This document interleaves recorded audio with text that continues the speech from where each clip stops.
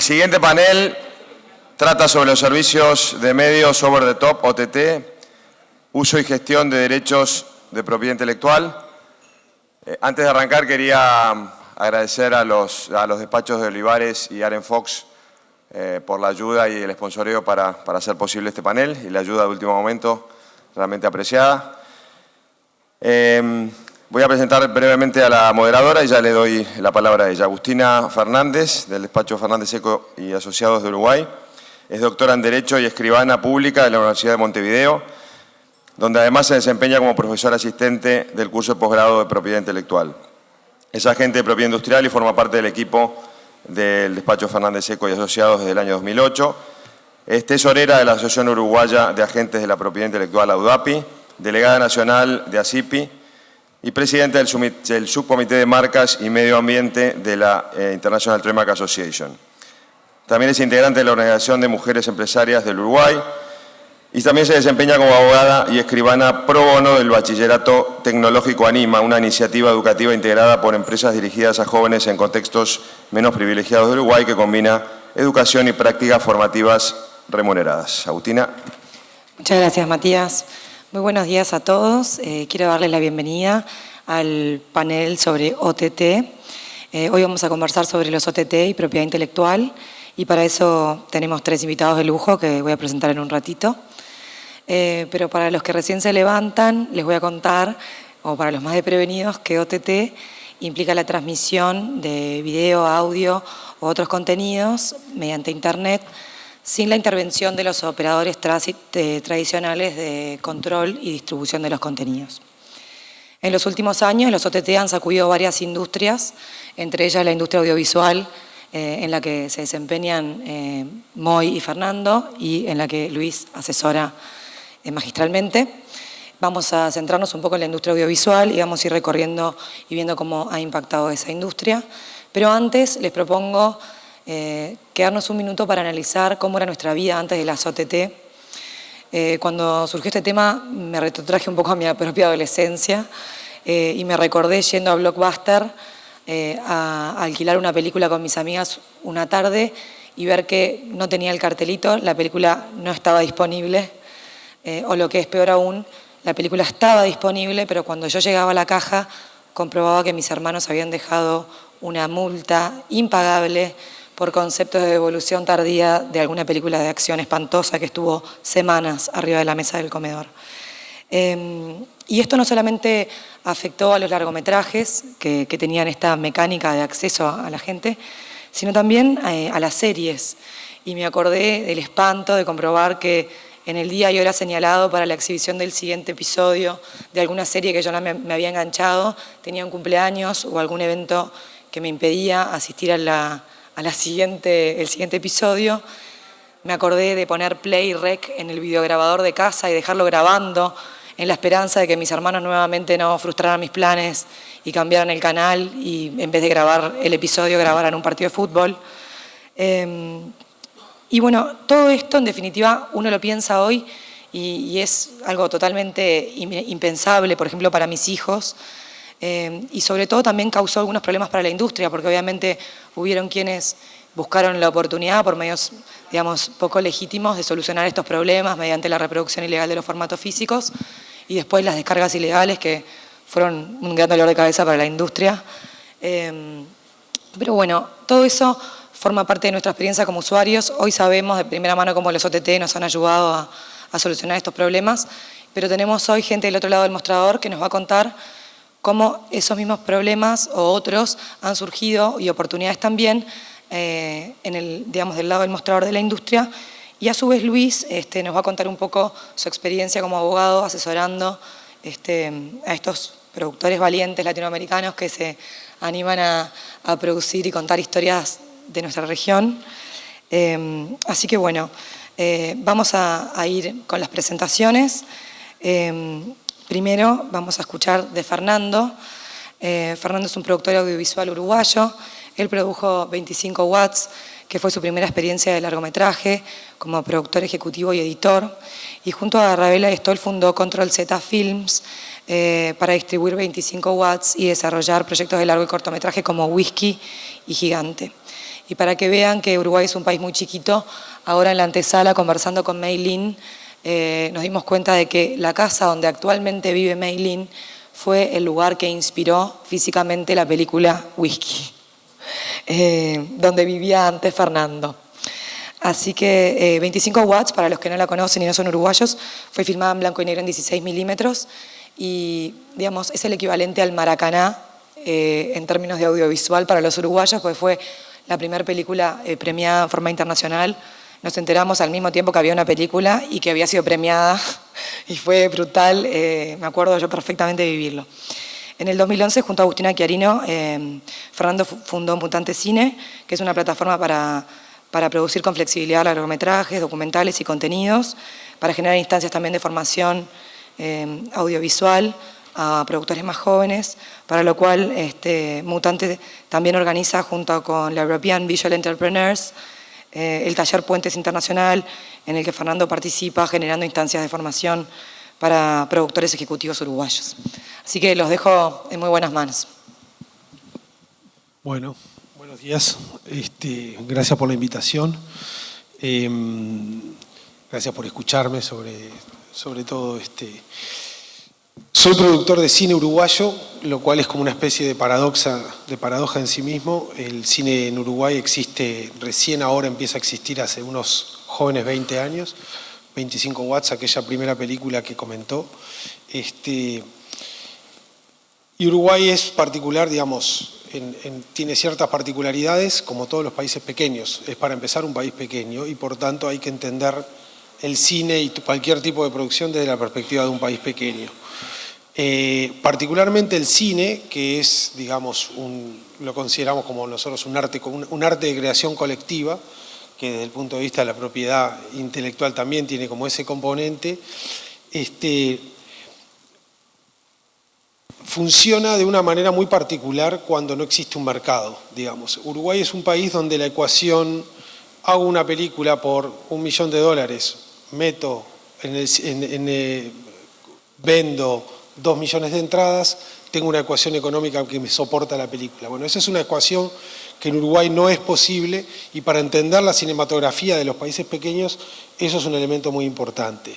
Entonces, la manera de subsistir de un cine, digamos, de una creación artística colectiva como el cine en Uruguay, implica de por sí la coproducción, el armado de redes internacionales que permitan que la película, por un lado, se financie a través de fondos internacionales, junto a los exiguos y pocos fondos nacionales, y que luego tenga una posibilidad de circulación en ese mundo. Así es que la historia del cine uruguayo, así como la historia del cine latinoamericano de los últimos 20 años, se basó, cuando no fue la posibilidad en mercado, y de eso creo que Moy les va a poder hablar con toda la propiedad del mundo, se basó en esta circulación en festivales internacionales de cine. Como comentaba Agustina, para que 25 watts sea conocida en Uruguay fue necesario que gane un premio en el Festival de Rotterdam. Y eso hizo que la prensa uruguaya diga, hay una película uruguaya y además ganó, y el público se volcó todo lo masivamente que se puede volcar en Uruguay a ver la película, y de repente algo que hicimos como compañeros de facultad, que nuestro sueño de hacer cine, de repente se convirtió en un negocio y se convirtió, en una serie de problemas legales que llegan hasta el día de hoy y que luego en algún momento comentaré.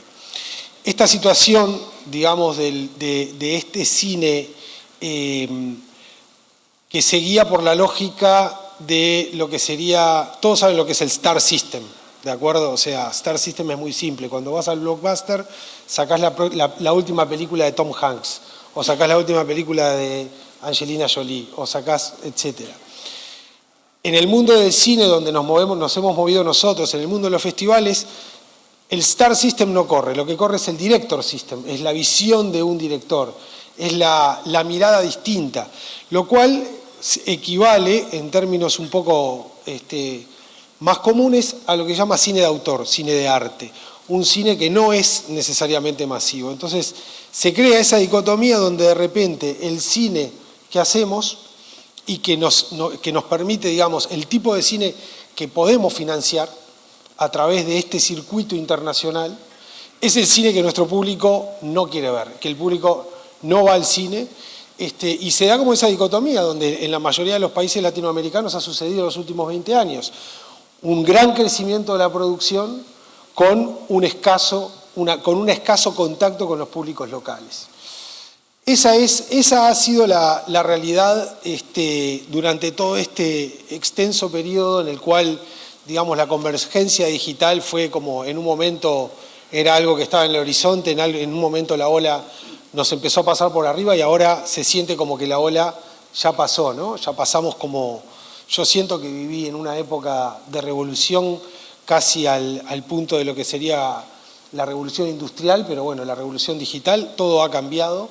Hasta a Uber le llega su Uber, y entonces todo está cambiando muy rápidamente. En lo que tiene que ver con la producción cinematográfica, desde esta perspectiva que les planteo de un país, de un productor en un país pequeño, con un mercado pequeño, enmarcado en este director system, digamos, dominado por los grandes festivales internacionales y los agentes de venta internacional, que son los que comercializan las películas y que están más que nada basados en Europa, de repente aparece en el horizonte una segunda vía, otra forma de lograr producir, tener la capacidad de producir y financiar contenidos propios mediante un sistema que no implica ganar todos los concursos, que no implica armar una coproducción a 5 o a 6 países a veces, con todas las implicancias y complicaciones legales que eso trae, y de repente se abre este nuevo canal.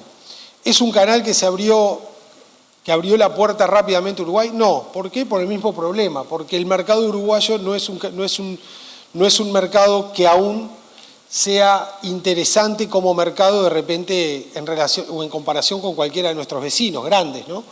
Ni que hablar México, ni que hablar Argentina, donde hoy en día ya estamos viendo cómo están creciendo la cantidad de producciones nacionales. En un mercado como el uruguayo, que tiene además una particularidad muy negativa, que es la inexistencia de la televisión como un dinamizador de la producción audiovisual. La televisión uruguaya, digamos, el televidente uruguayo consume mayormente producto argentino, producto brasilero, a veces mexicano, venezolano, ahora hasta turco. Uruguayo, poco y nada. Uno prende la tele y todavía siguen pasando la de Steven Seagal a las 10 de la noche, un horario que podría ser, ¿no? Películas que las hemos visto y las han pasado hasta de canto. Y en ese sentido, digamos, es una desventaja comparativa como por ejemplo con Argentina, un país donde una televisión pujante que además combina y hace el nexo entre el cine y el público de la televisión a través de un star system propio. Entonces, digamos, todos esos elementos acá han sido muy difíciles y ahora con la entrada de las OTTs, desde ese punto de vista puedo decir de que de repente se empieza a abrir como una especie de ventana donde uno puede empezar a pensar que eventualmente puede llegar a ser posible producir este nuevo tipo de televisión, porque estamos de acuerdo de que cuando estamos hablando de OTT no estamos hablando específicamente de cine, sino de televisión. En términos macroeconómicos, este es como el gran cambio de paradigma, una segunda vía de producción. El sistema de subsidios sigue funcionando, es un sistema que es fundamental y que es muy importante, porque si bien de repente las películas no llegan tan cerca del público, la repercusión que tienen a nivel internacional en festivales y tal, da la vuelta y genera luego trabajo para el país, trayendo inversión para otras películas que se siguen haciendo, que algunas no llegarán al público, pero que sí girarán en ese mercado, que es un mercado no solamente de cine, sino también de capitales, que permite la existencia del cine uruguayo más allá de un volumen muy pequeño de inversión local. Desde el punto de vista entonces económico para el productor, la idea de la OTT es como un gran dinamizador. Por otro lado, la pregunta es ¿dónde pone el productor? ¿Cuál es el lugar del productor? Por un lado está el lenguaje audiovisual en sí, que también se refuerza gracias a la entrada de las OTTs.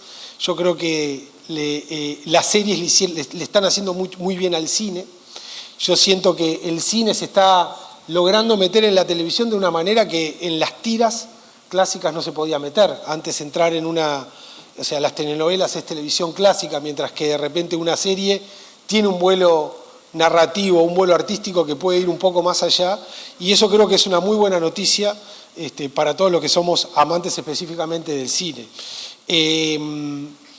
No obstante, creo que hay que ver cuál es el lugar donde queda parado el productor, ¿no? El productor es una persona que, digamos, yo me considero un productor creativo, lo que se llama productor creativo, digamos, una persona que ayuda, o sea, que toma la idea de otra persona y convierte de eso una gran producción que implica un capital de porte bastante importante, que implica un montón de actores en el sentido de tanto roles técnicos como roles artísticos, y que es el encargado, digamos, de, por un lado, mantener una cierta y respetar una cierta visión artística y, por otro lado, cuidar todo el aspecto del negocio para darle viabilidad al asunto. En ese sentido, y durante 20 años, lo que hemos producido fueron pequeños apartamentitos, como decíamos, hablamos con Moisés, pequeñas propiedades, películas que en su momento las hacíamos de repente como compañeros de facultad que querían hacer cine y que se querían sacar las ganas, y que hoy en día de repente nos encontramos de que esas películas hoy en día son archivos en un disco duro, junto con un montón de papeles legales y de marketing, que hoy en día tienen un valor en el mercado. Y eso es algo que, digamos, en Uruguay recién se está empezando a experimentar. Mi película Whisky creo que es una de las primeras películas que entra en Netflix uruguaya, es uno de los primeros títulos que podemos ver en Netflix. Quizás sea una puerta que se empieza a abrir. Empiezan a haber algunas producciones nuevas que, además de estrenarse en pantallas, luego enseguida se estrenan en Netflix. Eso también lo vamos a empezar a ver cada vez más, y en ese sentido la entrada de las OTTs están dinamizando. En una época YouTube era la gran OTT, ¿no? Y en ese momento también era se veía como una especie de amenaza por el tema de la piratería. Supongo que es un tema que acá también se abarcará bastante. Hoy en día creo que llegamos a un momento y un espacio de control.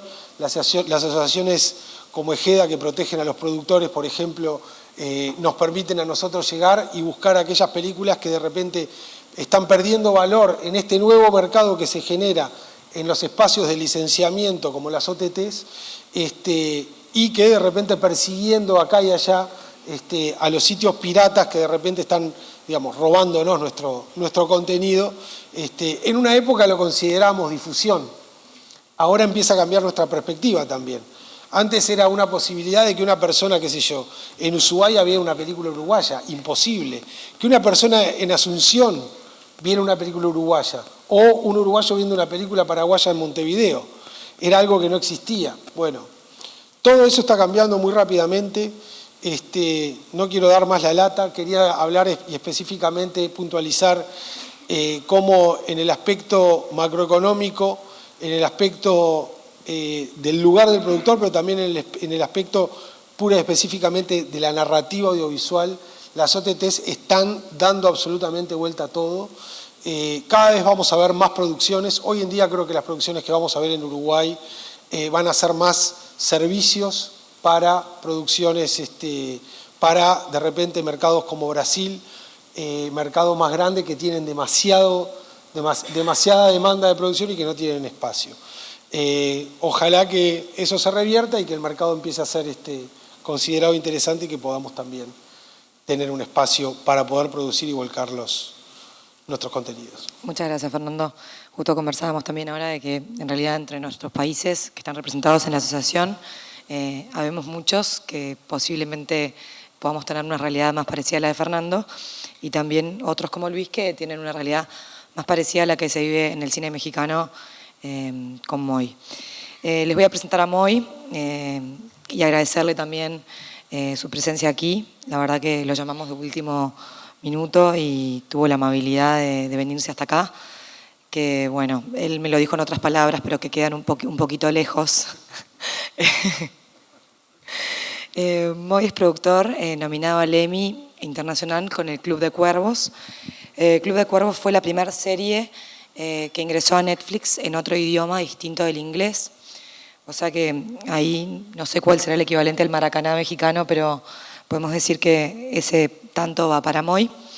Moisés Chiver es fundador de Al-Sraki Entertainment, productor de Nosotros los Nobles, que fue dirigida por Gaz Al-Sraki, distribuida por Warner Brothers, y que duplicó en los récords nacionales de taquilla en México en los últimos 11 años.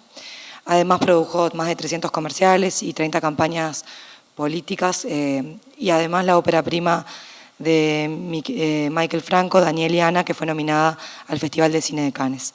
También, al igual que Fernando, comparte instancias de formación docente porque es miembro activo de Canacine, donde es mentor de la nueva generación de productores y está muy involucrado en la reestructuración de la ley cinematográfica, promoviendo estímulos que sean atractivos para la inversión extranjera en películas de contenido mexicano. Adelante. Gracias. Hola, buenos días a todos.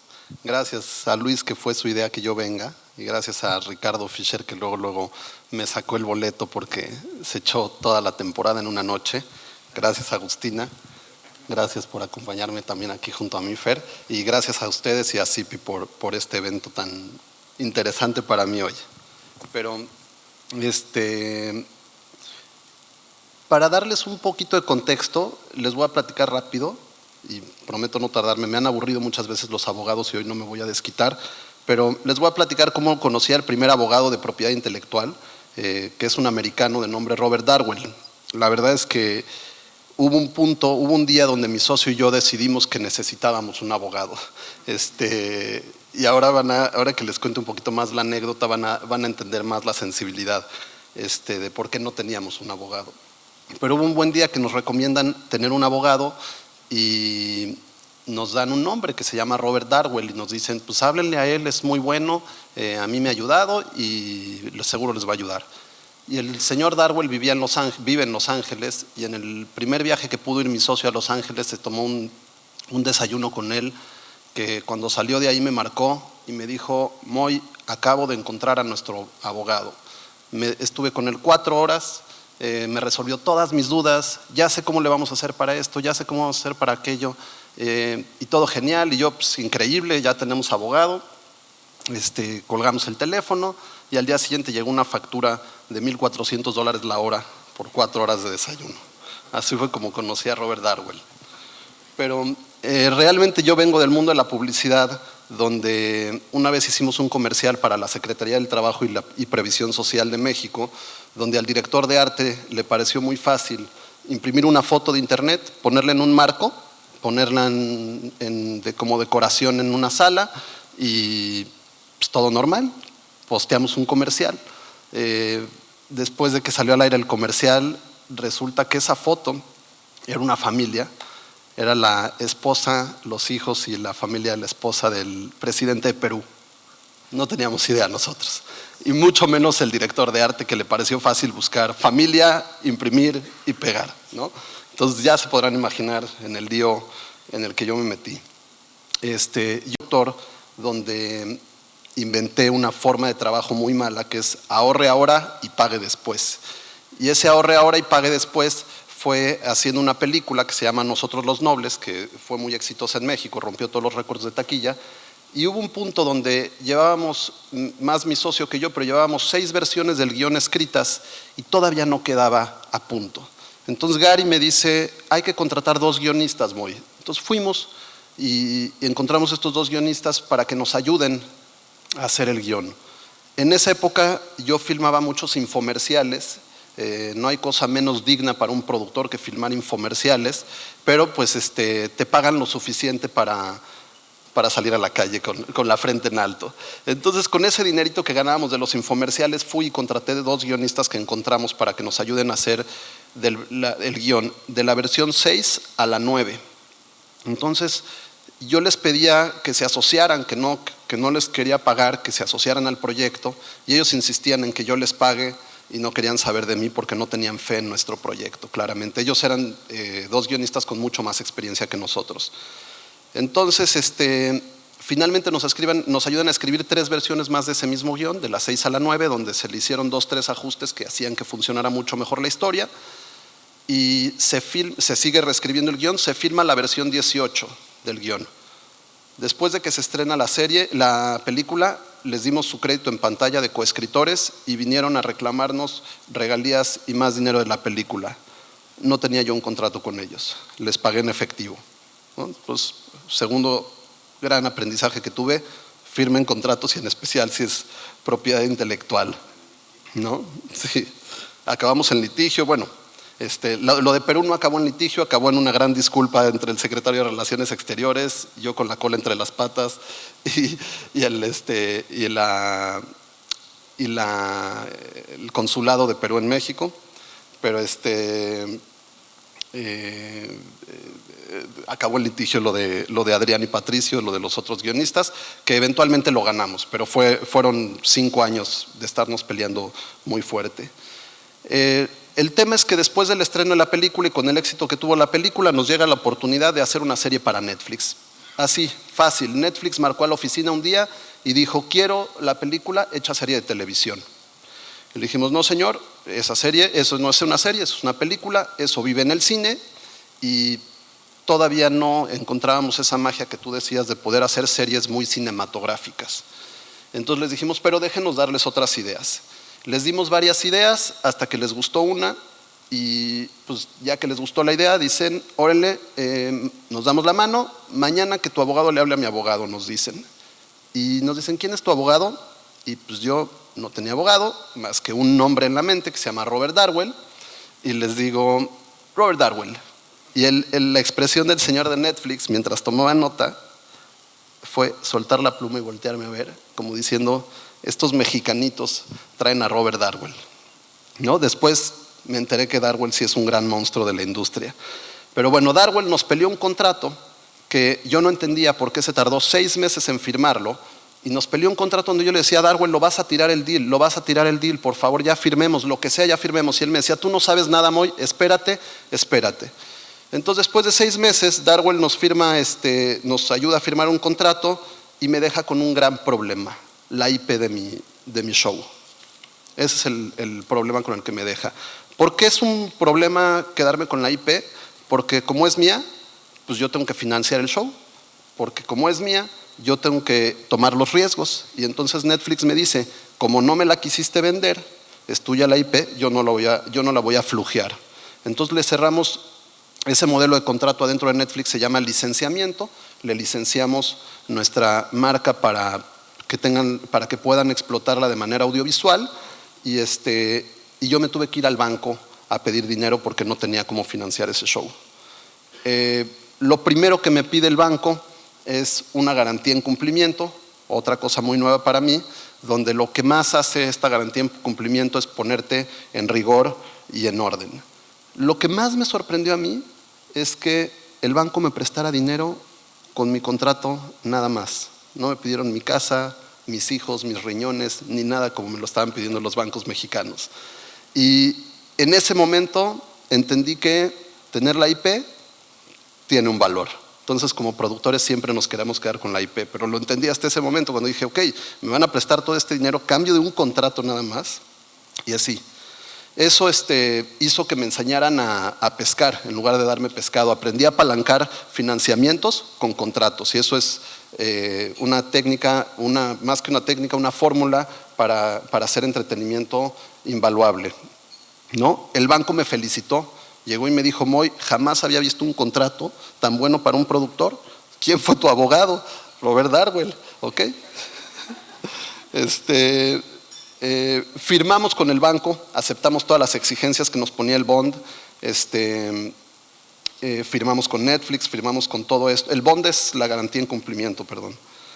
Y paralelamente a esto, por ahí nos hacían ruidito, nos seguían pidiendo comerciales, ¿no? Entonces yo todavía tenía el debate de decir, puedo regresar a la comodidad de los comerciales, esto ya me está absorbiendo demasiado, me exigen demasiado. Y fue porque descubrí en ese momento que cuando tú le pones play a un producto de un contenido audiovisual, lo que estás viendo es un paquete de muchos derechos, de muchas cosas.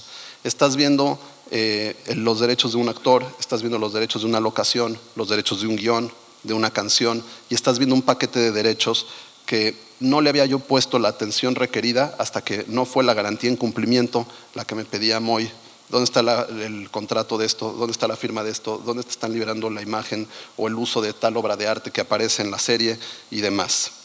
¿No? La producción iba muy bien, todo iba viento en popa, hasta que nuestros guionistas se empiezan a retrasar con las entregas. Y cuando se empiezan a retrasar con las entregas les ponen los pelos de punta, obviamente a Netflix, pero sobre todo a la garantía en cumplimiento, porque todo retraso implica dinero. Entonces el rigor aumenta, la supervisión es muy minuciosa, con demasiado detalle, y la verdad es que Netflix nos dijo que si nos retrasábamos con la entrega no había problema, que no iban a tomar ninguna acción en contra de nosotros, pero que realmente el presupuesto de marketing que le iban a dar a la serie nos los iban a quitar. Y eso también es muy importante para nosotros, porque si no, pasas como la noche adentro de un catálogo de Netflix, en especial tan vasto como está hoy en día. Entonces, si no te hacen una buena campaña de marketing, tu serie se va a perder ahí en ese mundo. Llegó la WGA, que es el sindicato de los escritores que teníamos contratados gringos, y nos vino a pedir más dinero porque pues, yo ya hacía las cosas bien y ya firmaba contratos desde antes, y entonces teníamos que pagarles más dinero a los escritores, y todo eso retrasó, se comió mi contingencia, tenía yo a los actores enojados, y de pronto todo este rollo de pedir prestado y de pedir apoyo y de volver un poco a ser el no profesional que lo fui antes, me llevó a un punto donde de verdad no sabía yo qué estaba haciendo en ese momento. Yo ya no tenía esperanza de entregar, y de verdad hubo un momento donde dije, ¿qué hice yo para merecer esto? Y me acordé, ¿qué hice yo para merecer esto? Y fue toda esta habilidad y esta onda mía del ahorre ahora, pague después, y todo esto lo que me llevó a firmar un contrato con Netflix, el arriesgarme sin tener los conocimientos que en ese momento tenía. Entonces regresé a mis conocimientos básicos y fui convenciendo a cada una de las personas que trabajaba dentro de la serie a que se anime a no cobrar horas extras, a regalar uno o 2 días más de trabajo en la filmación, a suplicarles todo a cambio de subirse a un proyecto increíble. Y lo menciono porque a lo único que se estaba subiendo esa gente era a una IP. Regresando al tema, ¿no? Todo el tiempo yo les decía, se están subiendo a esta serie que nos va de verdad a catapultar, que nos va a permitir llegarle a las masas, que nos va a permitir hablarle a un público en español que antes no teníamos. Aquí abro un paréntesis para contarles que nosotros nacemos como productores porque lo que más nos dolía era haber crecido como mexicanos rodeados de películas gringas.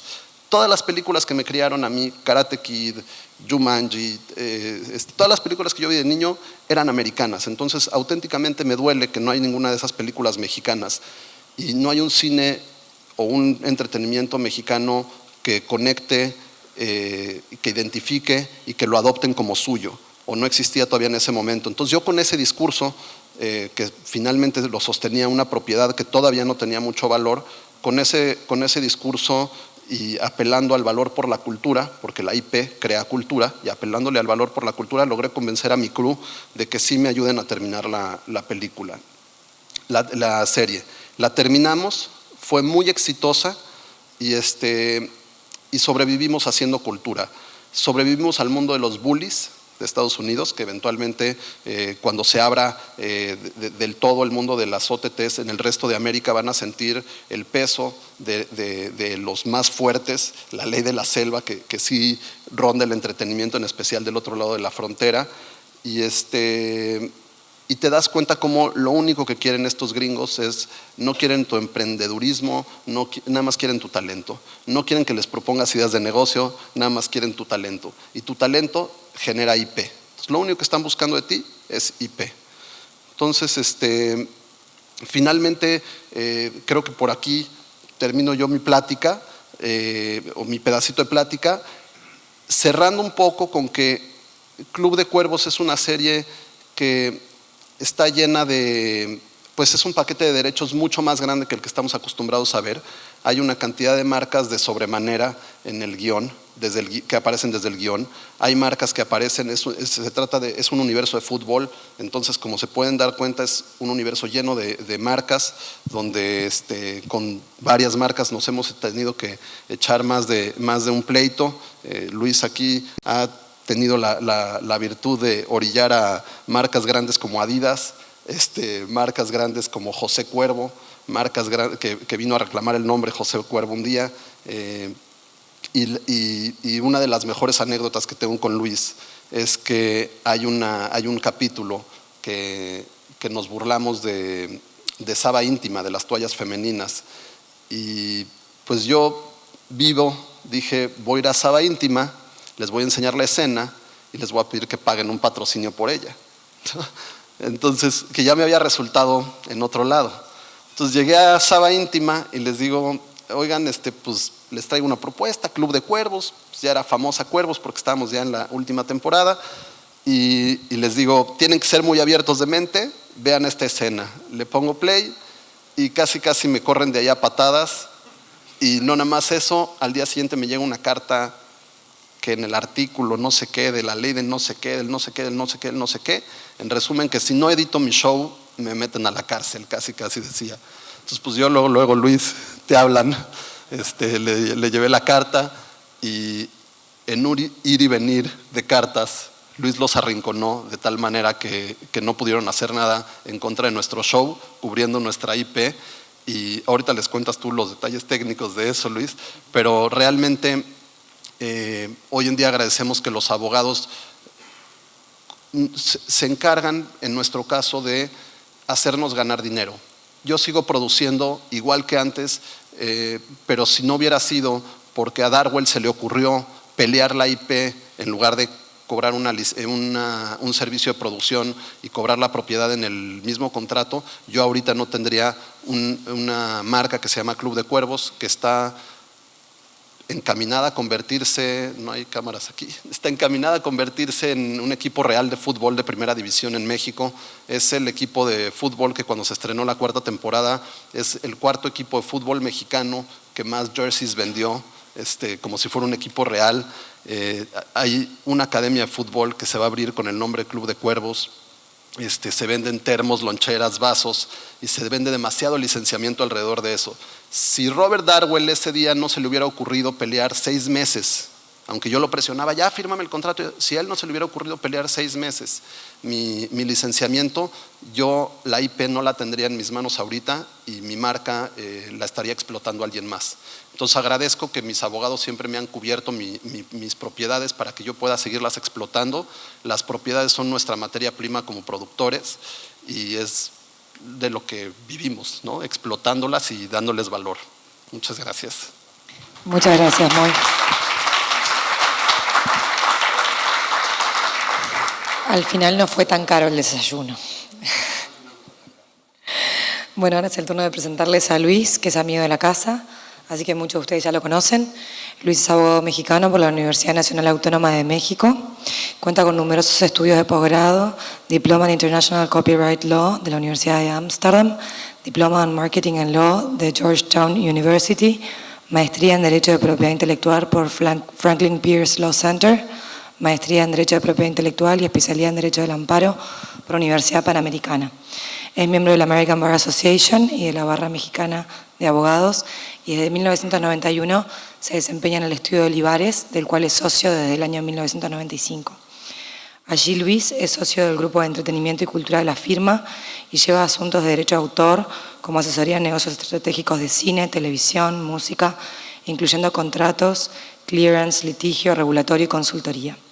A grandes rasgos, su práctica se enfoca en el desarrollo y financiamiento de producción de cine y televisión, y dirige un grupo de abogados dedicados al diseño y negociación de producciones o coproducciones y la distribución de proyectos audiovisuales y musicales. En tal calidad ha representado a numerosos productores y directores de cine muy galardonados, como Alfonso Cuarón, cuya película Roma ha tenido un reciente publicidad. También a Gael García y otros muchos autores y a estrellas de la música mexicana como Los Tigres del Norte, Pepe Aguilar y Diego Verdaguer, empresas del entretenimiento como Netflix, Warner, Fox, National Geographic, la Liga Española de Fútbol, entre otros. No sé cómo hace Luis para hacer todo esto. Adelante, Luis, te escuchamos.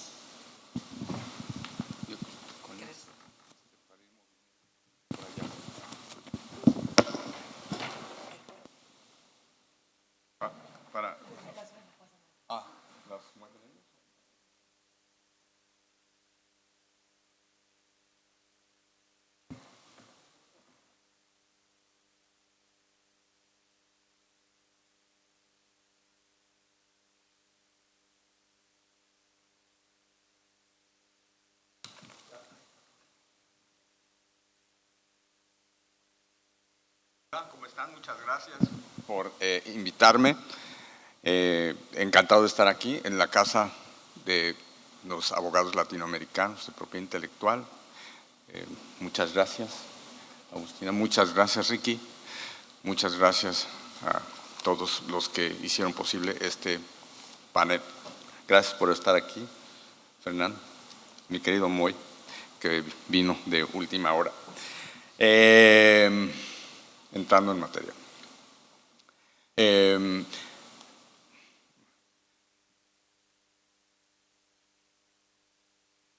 La pregunta que conlleva el título que se puso para esta charla es si los servicios OTT tienen o traen alguna modificación o algo que pueda considerarse implícito que haga distinta este tipo de producciones a las tradicionales. No sé, por ejemplo, no sé, la producción de cine en general o aquella que se distribuye a través de otros medios que no son OTT, por ejemplo, pues, televisión abierta, televisión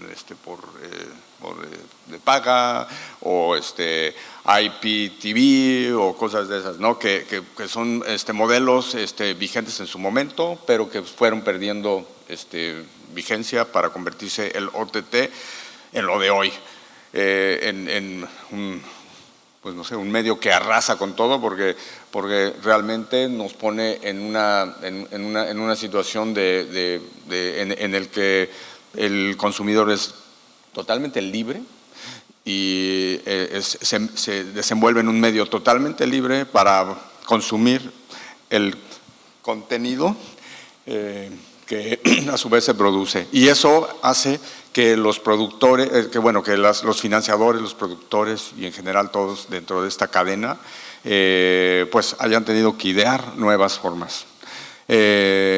Obviamente, estamos hablando por lo general de producciones audiovisuales, que son básicamente producciones, que cumplen con un estándar, tienen elementos comunes, todas ellas obras audiovisuales desde el punto de vista del derecho, pero pues en OTT pues tenemos algunas particularidades.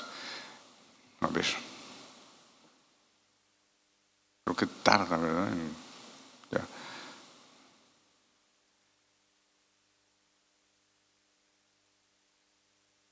Cuesta trabajo. Ahí estamos.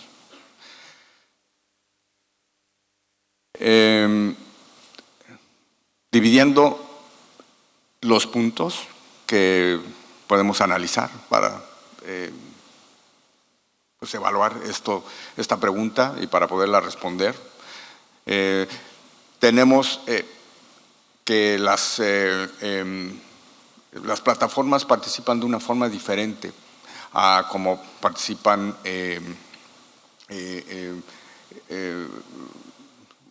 otro tipo de mecanismos de financiación o de distribución o de quienes detentan los derechos de IP en otro tipo de producciones. Las plataformas por lo general, porque básicamente todas ellas son ricas, tienen recursos, pueden comprar, pueden financiar, necesitan contenido para poder mantener vivas sus servicios. como puede ser Netflix, como puede ser Amazon, como puede ser en música Spotify, como puede ser YouTube. O sea, necesitan constantemente tener contenidos para pues, atraer. Generalmente, como se trata de mecanismos de suscripción, porque por una de las características del OTT pues es no anuncios, entonces otras formas, entonces está la suscripción, entonces hay que atraer y mantener a los suscriptores, porque los suscriptores se pueden jalar, pero se pierden fácilmente, porque también hay una competencia grande y cada vez es más, porque cada vez también hay más jugadores en la industria.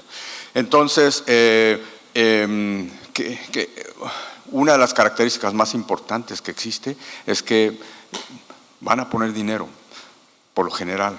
Y como dice Moy, pues bueno, hay modelos básicos como al que recurrió Alasraqui Cheever en aquellos entonces dirigidos por Darwell, para convertir su producción en una IP licenciada en favor de una plataforma como fue Netflix en aquel entonces. Ese mecanismo es legalmente complejo y parece una ruta más complicada, más cara, más complicada, más riesgosa. ¿Por qué? Porque el que tú seas dueño del IP hace que también seas el obligado de todas las responsabilidades. A quien demandan. Y además, si a ti te demandan o si recibes reclamos legales, pues estás poniendo en riesgo a tu licenciatario, en este caso a Netflix. Entonces parece que el productor pequeño tiene que visualizarse como una especie de Goliat enfrente de un Sansón al que tiene que proteger. Pero bueno, un contrato con la plataforma desde ese punto de vista para hacer el desarrollo. Y pues de ese desarrollo empezar a escribir. O sea, escribir es lo más importante, lo primero que sucede en estos casos.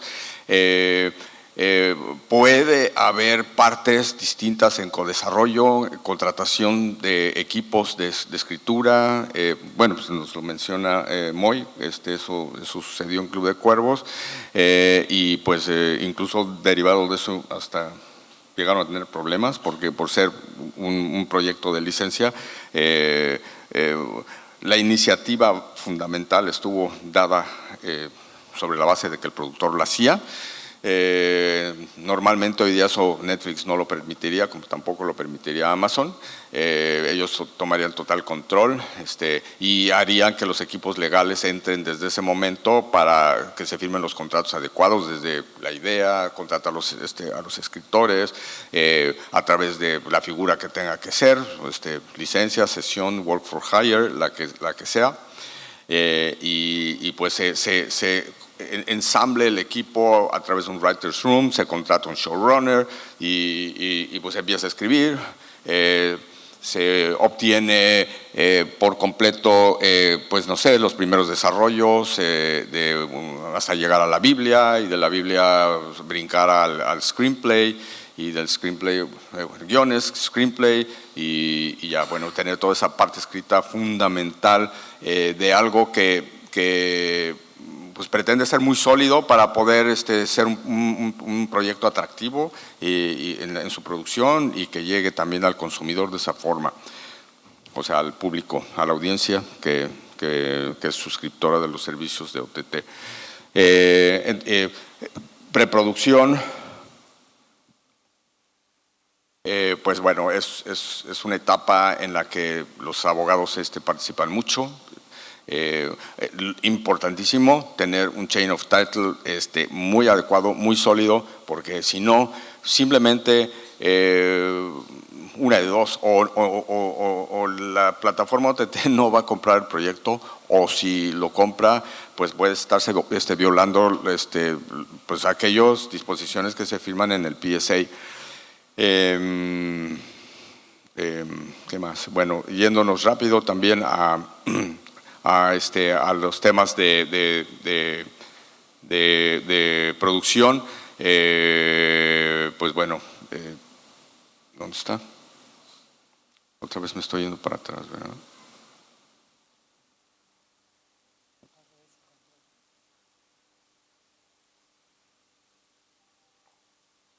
Ok.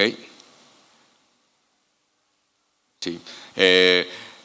Pues bueno, está todos aquellos puntos legales muy importantes que suceden durante la producción que para efectos de la intervención de los abogados, pues ya comenzó desde que el abogado también se sentó posiblemente en el writer's room a comenzar el clearance de guiones, a leerlos, a comentar, incluso hasta influir en un momento dado, sobre todo si ese abogado se le ve dentro de la producción como alguien que también tiene una calidad creativa.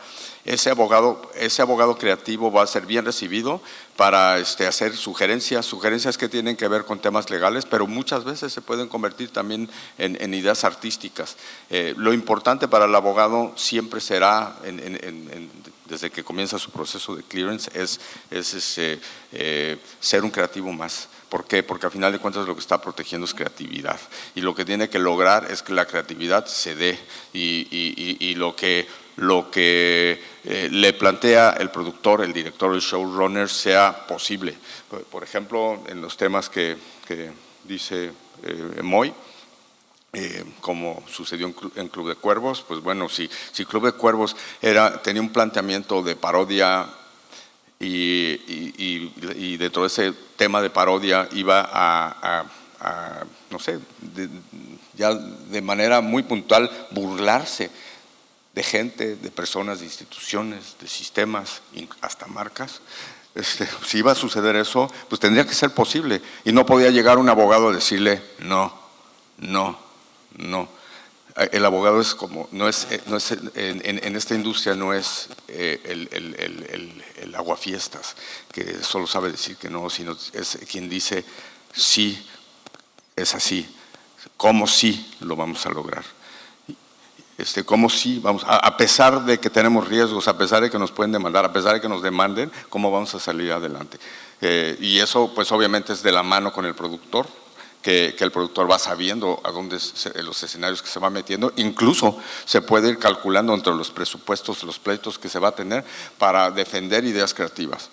Pero bueno, en el tema de clearance, que es muy muy importante para los abogados, pues bueno, y para la producción en sí, comienza con la revisión de guiones dentro del writer's room muchas veces, hasta seguirse en la edición, viendo cortes. En muchos momentos, como sucedió en Club de Cuervos, pues nos llegaban los dailies, diálogos, dailies, o sea, había que ver 5 tomas. Ya después, cuando había cierta misericordia de parte de los productores con nosotros, pues ya nos mandaban un corte armado, pero primero pues, es ver rushes, te puede tomar tiempo como abogado estar haciendo ese tipo de cosas, pero es muy efectivo porque tú puedes ir comentando y puedes ir calculando los riesgos. Al mismo tiempo, ese mismo abogado, o como parte del equipo, pues está haciendo todos los muchísimos contratos, ¿no? Todos los que hay, que tienen que ver con contratar al crew, al cast. No sé, hay algunos muy complejos que se tienen que estudiar porque se tiene que negociar con agentes, si se trata también por ejemplo, de actores o de creativos que están asociados a sindicatos, como por ejemplo americanos con los guilds, cualesquiera que sea, pues tiene que considerarse las reglas que tiene que haber en este sentido. Entonces, es muy se puede derivar eso en trabajo muy complejo que consume mucho tiempo, y pues pero bueno, pues esa es la tarea del abogado. Aquí estoy poniendo el tema de postproducción, que tiene que ver ya con pues, revisar los cortes después de la edición, durante el proceso de postproducción, hasta para ir generando lo que por lo general las plataformas van a exigir, que es un clearance log, y ese clearance log pues es todo un arte hacerlo. Ahí se tiene que reunir y presentar todos los derechos que se fueron tramitando durante la producción, o sea, todos esos releases que se obtuvieron, todas esas licencias que se obtuvieron, hasta ir evaluando todos aquellos casos en los que se decidió dejar elementos de IP dentro de las escenas de la producción y que tienen que ver con elementos sobre los que va a haber un respaldo de fair use, más que nada, de usos honestos. No hay permiso. No se va a pedir permiso.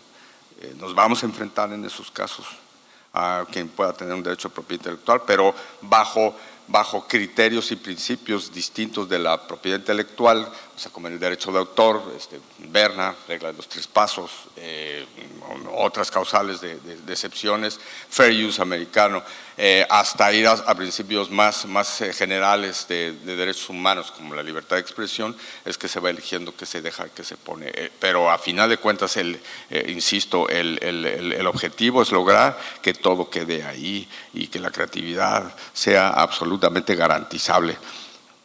Y ya bueno, pues con eso termino. El tema de distribución es particular en los sistemas OTT, porque a final de cuentas, como se quedan todos los derechos y por lo general la primera ventana va a ser streaming, pues bueno, pues es algo que ese productor pues en el momento de firmar un PSA, por ejemplo, pues habrá elegido como tal. Incluso no solo los que firman PSA, sino, por ejemplo, pues tenemos estos casos que en distribución fueron muy sonados, las cosas que sucedieron, como en Roma, que pues la película detonó todo pues no sé, una discusión internacional en el tema de cinematografía sobre si lo que hace Netflix es correcto, de una película cinematográfica, distribuirla de inicio en streaming con una muy limitada distribución de theatrical, si eso es válido y si eso es cine.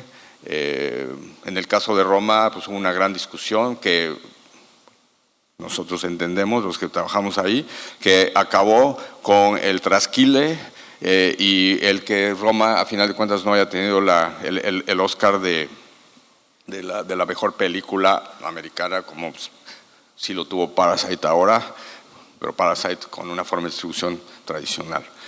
Me refiero a películas que no se produjeron en inglés, español, coreano, en cada caso, y que a final de cuentas,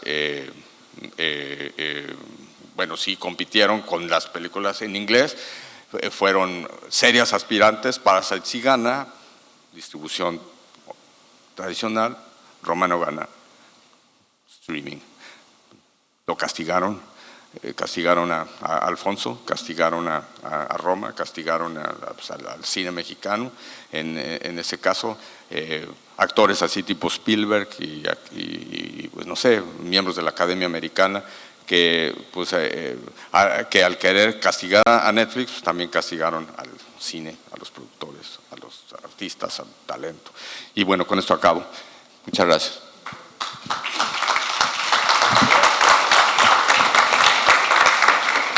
Muchas gracias, Luis, muy interesante. Lo cierto es que, como también conversábamos antes de entrar, cuando yo iba a Blockbuster de niña no había ninguna opción de alguna película latinoamericana en las estanterías de Blockbuster, y hoy sí, en Netflix, mis hijos y yo podemos ver distintos títulos. Quería preguntarte, Fernando, desde tu perspectiva uruguaya, que obviamente no tuviste ese desayuno tan caro antes de producir 25 watts. Si todo esto que comentó Luis sobre clearance y todo te dejó alguna lección, o si tuviste alguna experiencia sobre, digamos, en las películas que se produjeron en Uruguay, siento este asesoramiento al respecto. Bueno, sí, digamos, como comentaba hoy, comenzamos haciendo cine como una cosa entre amigos, como un proyecto de facultad que se fue a más. En su momento tomamos ciertas precauciones que tenían que ver con el aspecto técnico que nos prepararon por si nos iba bien, que es como muy poco uruguayo eso. Acá estamos siempre preparándonos por si nos va mal, pero hicimos el trabajo, y en aquel entonces para poder pasar una película en cine tenía que estar en 35 milímetros. Eso implicaba unos ciertos cuidados técnicos que sí los tuvimos, y eso permitió que la película, desde el punto de vista en su primera vuelta teatrical, tuviera el éxito que tuvo.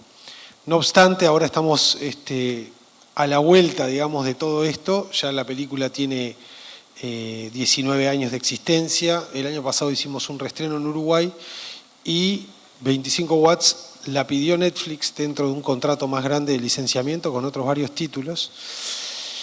Y bueno, ahí nos encontramos con la cruda realidad. En el momento en el cual hicimos la película, digamos, trata de 3 pibes uruguayos que no hacen nada durante todo un sábado más que mirar la tele y bobear, digamos, muy uruguaya en ese sentido, y parte de lo que hacen es, además de robar cable, mirar la tele.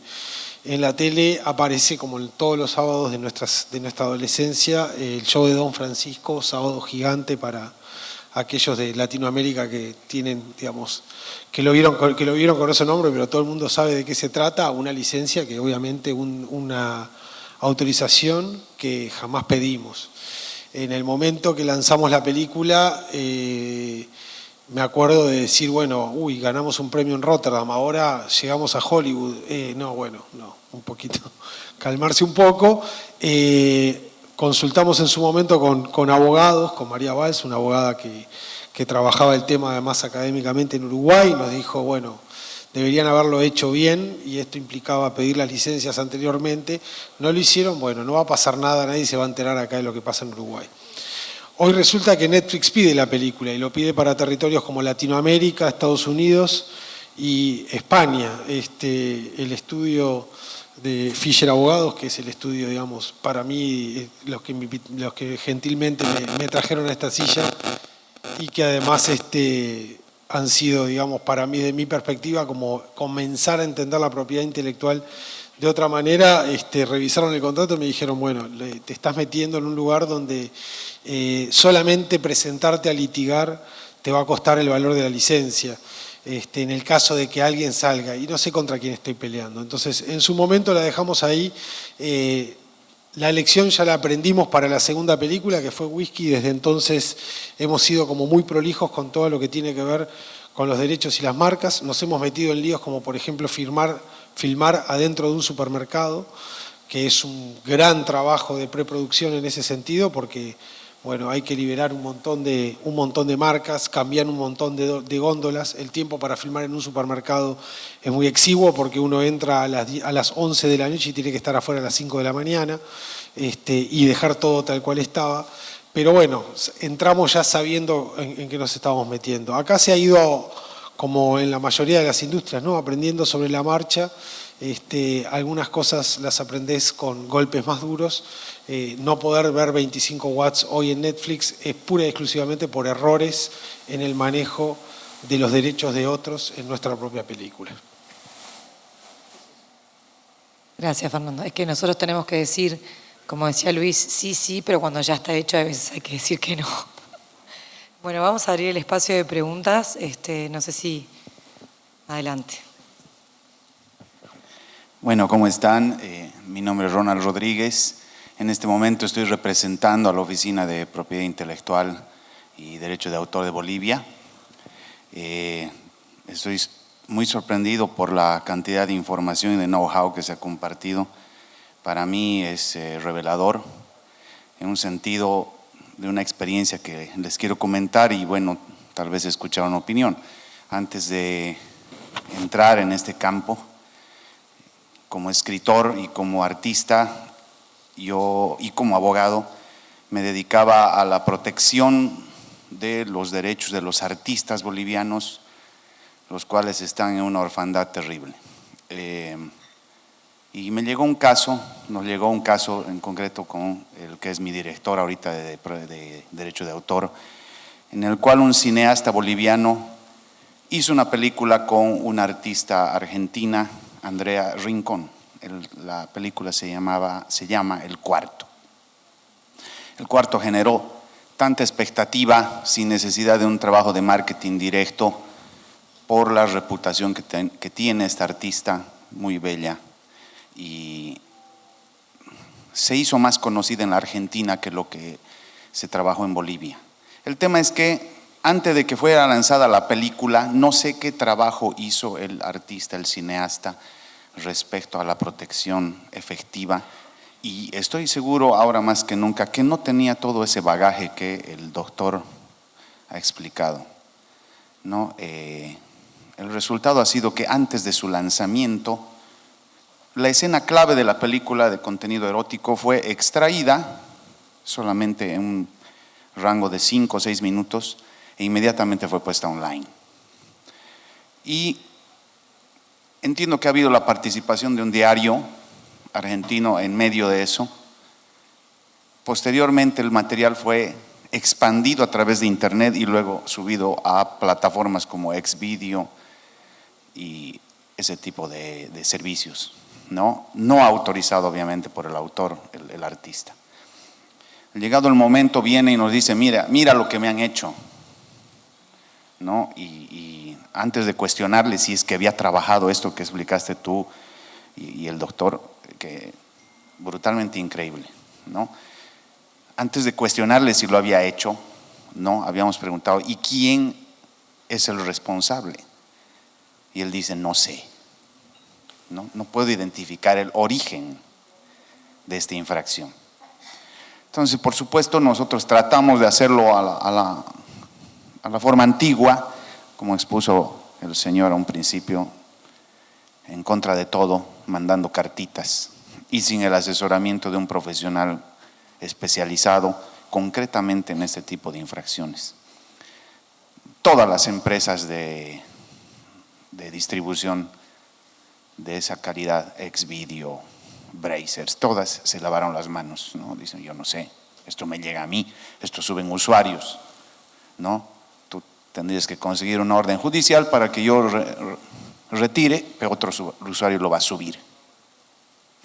Bueno, en el fondo no podemos nosotros darle o prometerle nada a este artista que no se ha preparado debidamente, como usted lo dijo, Moisés, o sea, contraté a un abogado que sabía, ¿no? Y adicionalmente dijo, ese abogado no estaba en México, estaba en Los Ángeles, ¿no?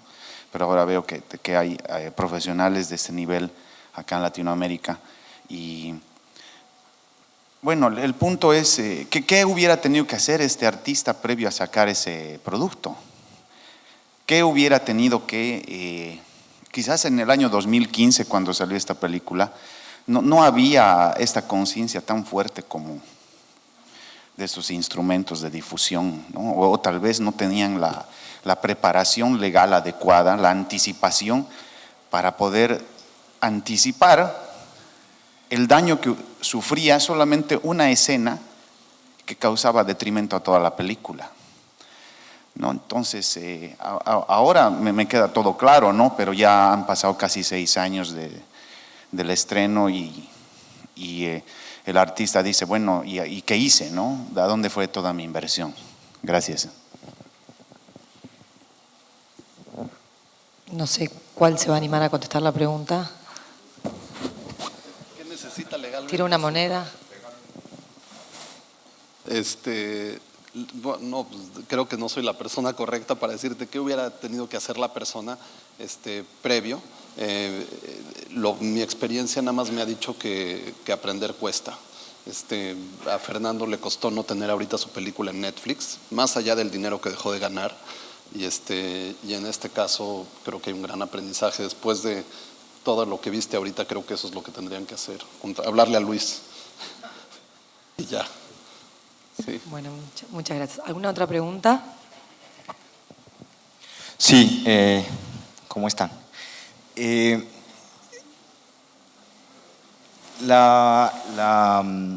Digamos, el trabajo de clearance, que está enfocado esencialmente en evitar, evidentemente, reclamaciones o litigios, y digamos que yo estoy de acuerdo con que hay que hacerlo y demás. ha sido fuertemente criticado, por ejemplo, en Estados Unidos, por cercenar la creatividad en algún punto, y por poner digamos, el mundo de la propiedad intelectual no a canalizar la creatividad, sino, digamos, a afectarla o limitarla. Entonces, de alguna manera es como por algunos autores ha sido calificado incluso como una censura indirecta. Quería, digamos, conocer la opinión de ustedes acerca de esos límites. Digamos, tengo una anécdota, por ejemplo, en Colombia alrededor de una reclamación que a un cliente alguna vez le llegó porque aparecía, por ejemplo, en esa ocasión sí me pareció una reclamación absurda. Aparecía un policía con el grado de coronel sin afeitarse en la serie. Y llegó una reclamación diciendo que el código de conducta de la policía indicaba que si uno era coronel tenía que afeitarse, que eso irrespetaba el honor militar. Entonces, pongo ese ejemplo única y exclusivamente para revisar cuál es el límite. Mi pregunta es, ¿cuál es el límite dentro de ese clearance? Si ese clearance contribuye o no contribuye, y es un poquito conceptual, tal vez la pregunta, y es, ¿qué debe ser? Lo que debe ser. Yo te voy a hablar desde mi experiencia personal. Club de Cuervos es una serie que está llena de ese tipo de infracciones, llena. Hemos recibido demandas más que demandas, reclamos de la Federación Mexicana de Fútbol, de la mitad de los logotipos que ves ahí, y jamás Luis me dijo que no a algo. O sea, para mí, decías de sesgar la creatividad y autocensurarse, nosotros nos juramos jamás autocensurarnos, y no nada más eso, siempre decíamos esto es comedia y jamás vamos a pedir perdón. Hay una institución muy grande que ayuda a niños con discapacidad en México, que hay un momento donde nos hacemos una burla de ellos y nos hablan seriamente, ¿cómo se atreven a burlarse? Y esto es comedia. Entonces, te puedo decir que para nosotros nunca hubo límite, y ese clearance es muy importante porque sacamos nosotros un seguro que se llama errores y omisiones. Ese seguro me va a cubrir de todos esos reclamos. Si alguien me demanda, le paga el seguro, pero para que el seguro le pague, tengo que enseñar un clearance firmado por un abogado que tenga justificaciones de las cosas que no tengo los permisos. Esa fue mi experiencia, jamás me limité en nada. Y uno de los personajes se llama igual que un futbolista profesional mexicano y nos burlamos 4 temporadas enteras de Hugo Sánchez. Luis les puede dar más detalles de la cantidad de sátira que hay alrededor de la serie. No sé si quieres decir algo más tú, Luis.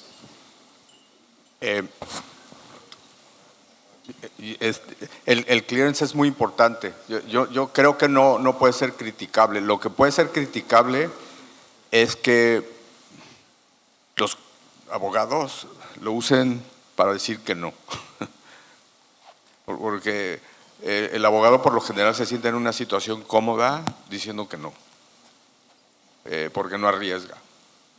Y bueno, obviamente no quiere decir que al decir sí tengas que exponer a tu cliente, lo tienes que guiar, pero el abogado está para proteger la creatividad, así de simple. Cuervos hubiera sido la mitad perdón la interrupción, hubiera sido la mitad de exitosa, o probablemente no hubiera sido exitosa si no hubiera tenido todos esos elementos. Hoy en día la gente que no ha visto Club de Cuervos en México puede confundir entre la realidad y la ficción, el equipo. Tanto lo mezclamos con la realidad, tanto usamos marcas y equipos reales y personajes reales del mundo del fútbol mexicano, que no hubiera llegado tan lejos la serie. Entonces la creatividad sí hubiera sido sesgada, o sea, hubiera sido matada de un jalón ahí. Y clearance es parte de un sistema, y tú lo conoces, ¿no? Digo, tú hiciste Colmenares, ¿no? Está, bueno. Bueno, Colosio, cuéntales de Colosio. Colosio en México, Colmenares, y ahora pues está Polet y cosas de esas que son temas muy, muy fuertes y pues hay que trabajar. Pues, tú lo hiciste en Colombia y sabes exactamente lo que es y lo que tuvo que ser y dijiste que sí a muchas cosas y las que no se podían no les dijiste que no, simplemente participaste creativamente para dar soluciones, ¿no? Y pues eso es lo que gustó a todo el mundo de tu trabajo y por eso es que Colmenares pues, es una gran serie, ¿no? Ahora, yo veo que hay 3 puntos básicos sobre los que hay que tener mucha conciencia en el tema clearance. Al menos en México, pero creo que de la mano en México sucediendo algo parecido a Estados Unidos es que se ha avanzado. O sea, esto es una lucha realmente. Poder presentar ideas creativas en proyectos cinematográficos o de televisión es una lucha por nivelar dónde la propiedad intelectual realmente domina y dónde dominan otros puntos de vista como derechos de libertad de expresión. Por ejemplo, en México hay 3 frentes grandes. Uno, ganado, que es lo que derivó del caso presunto culpable, que tiene que ver con todas las libertades que a final de cuentas hay para usar, sobre todo en temas documentales, la imagen propia de personas, donde sí te puedes meter con su privacidad, algo más, y donde no estás faltando al honor. Todo eso es un desafío. En presunto culpable en México hace 10 años se litigó, se llegó a la Corte, hay precedentes de la Corte hoy día que dan reglas bastante nítidas y que se usan incluso de alguna manera, aunque no haya sido un documental, aunque haya sido una total ficción y una parodia y una sátira en el Club de Cuervos, por ejemplo, por mencionarlo. Pero Colosio definitivamente, o sea, Colosio en México se fue con las reglas de presunto culpable por completo y por eso es que salen nombres de personas, presidentes, particulares, lo que sea, sin tener que pedir permiso a nadie. Es historia, a final de cuentas, ¿no? Eso es uno. 2, marcas. En México y también en Estados Unidos ha habido esta lucha y yo supongo que ustedes la van a emprender también aquí. Igual hay una polémica en lo que voy a decir, se desata una discusión, pero en México ya nadie pide permiso por poner una marca en una producción. ¿Por qué? Porque la marca no se usa al filmar el producto con la marca. Se habla del concepto de reproducción de marca, pero reproducir una marca, en el derecho de marcas, reproducir una marca no es un derecho, así como sí lo puede ser en derecho de autor con una obra, en marcas, no. Entonces, al filmar un producto con una marca, pues no se está violando derecho de marca alguno. Al grado que incluso puedes intentar luego satirizar, como sucedió con Saba, ¿no? Pero en principio no. Y eso, obviamente, pues lo único que tienes que usar es sentido común. Si el uso, o sea, la aparición del producto con marca es incidental, ok. Porque tú en tu historia, la que estás contando, estás reflejando la visión de una realidad ficcionada, por ejemplo. Pero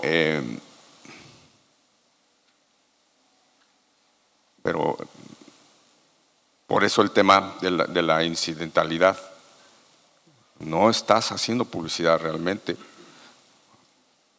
La marca aparece como parte de un contexto narrativo. Si ya intentas hacer publicidad, ya hay otras figuras. Está el product placement, están otras. Ahí sí, incluso estás invitando a que una marca invierta en ti, producción.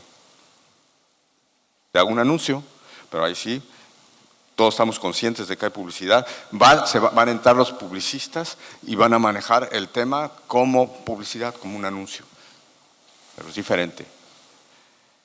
marcas. Y el tercer frente que se viene y que tiene mucho con lo que acabas de decir, y que van a ser batallas libradas en el futuro. Nosotros ya estamos tratando de calentar el ambiente en México para que se dé, es el uso de footage, de stock, que por lo general, pues como es parte de obras audiovisuales, obras audiovisuales, y todo eso está bajo el dominio del derecho de autor, se puede tener un control, pero a veces o sea, se tiene un control, el titular del derecho tiene un control y puede impedir que el productor ponga footage o no ponga footage. Pero hay veces que puede incurrir en abuso. En México pasa. Por ejemplo, después de Colosio, en Colosio pues todo el mundo permitió usar footage, pero después ya, por ejemplo, Televisa no quiere. O Televisión Azteca no quiere. ¿Y por qué? Pues porque tienen celos de lo que está haciendo Netflix. Entonces vamos a cerrarle los espacios a Netflix. Y en un documental se necesitan contar historias, se necesitan apoyar con stock. Entonces necesita ver la forma en que un poco a la fuerza se haga. Y que se explore las limitantes de la ley, o sea, excepciones, limitantes de la ley, fair use, etcétera, para poder salir adelante con eso. Implicará litigio, seguramente, implicará intentar crear precedentes, pero pues, es un campo que vale la pena abrir. En México se está haciendo, en Estados Unidos definitivamente hay batallas ganadas, batallas perdidas en Estados Unidos al respecto, pero es importantísimo. Si queremos contar historias reales y como son en verdad, pues necesitamos documentar y las fuentes se dan a través de estos elementos, footage, stock, fotos, video, etcétera. Y nadie, a final de cuentas, puede impedir que esté, o nadie debería de impedir. Pero bueno, eso también yo sé que puede abrir debates y tampoco es lo que quiero que suceda. Muchas gracias, Luis. Bueno, lamentablemente nos quedamos sin más tiempo para preguntas, así que les agradecemos toda la atención y bueno, cualquier cosa pueden contactarlos a ellos si tienen alguna otra duda.